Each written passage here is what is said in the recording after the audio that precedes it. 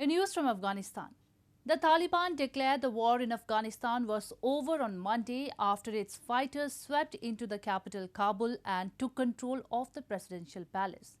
On Sunday, President Ashraf Ghani fled the country, saying he wanted to avoid bloodshed.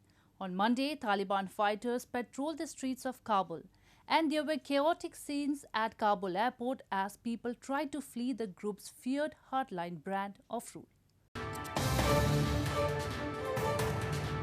There was a strong Taliban presence on the streets of Kabul on Monday after Taliban officials declared the war over and foreign embassy staff were being evacuated from the capital.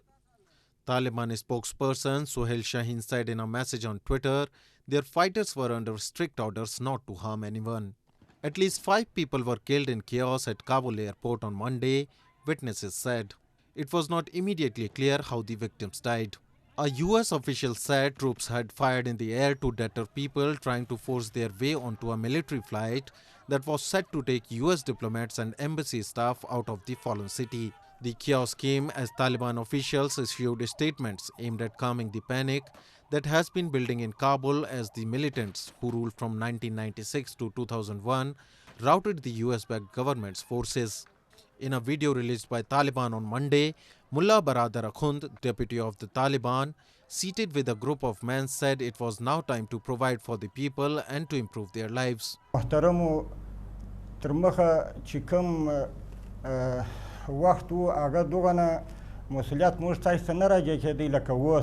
ځکه اوس موږ تاسې د امتحان د ازمایښت وخت راغلی ځکه اوس موږ تاسې په دې باندې مبتلا کیږو ځکه ورځ په ورځ به په دې کې موږ اخته کیږو ځکه چې موږ څنګه د خپل ملت خدمت او د خپل ملت امنیت او د دوی د ژوند د زندګۍ او د آرام او په آینده کې د اوسېدو اطمینان څه رقم ورکولی سو. The Taliban declared the war in Afghanistan was over on Monday after they took control of the presidential palace in Kabul. On Sunday, President Ashraf Ghani fled the country, saying he wanted to avoid bloodshed. Many Afghans fear the Taliban will return to past harsh practices in their imposition of Sharia or Islamic religious law. Meanwhile, US President Joe Biden has faced rising domestic criticism after sticking to his predecessor Donald Trump's plan to end America's longest war launched 2 decades ago.